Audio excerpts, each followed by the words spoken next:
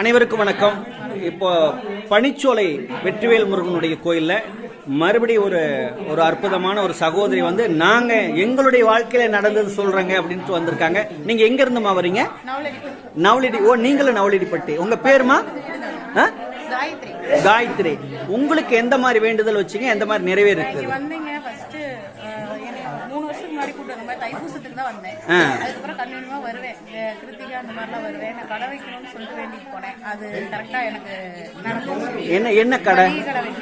மளிகை கடை வைக்கணும்னு நினைச்சீங்க. சொந்த தொழில் செய்யணும் அப்படின்னு விரும்புனீங்க. எனக்கு வந்து அந்த மாதிரி அமைச்சு கொடுத்தாரு. வந்து ஃபர்ஸ்ட் அதுக்கு முன்னாடி சும்மா வரவே போனேன். வீட்டுக்காக வேண்டிட்டு போவேன். நல்லா இருக்கும் அப்படின்னு.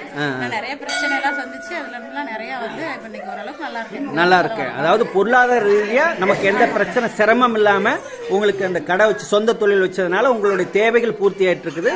சந்தோஷமா குடும்பத்துல இருக்கிறீங்க. நன்றிம்மா. நன்றிங்கம்மா.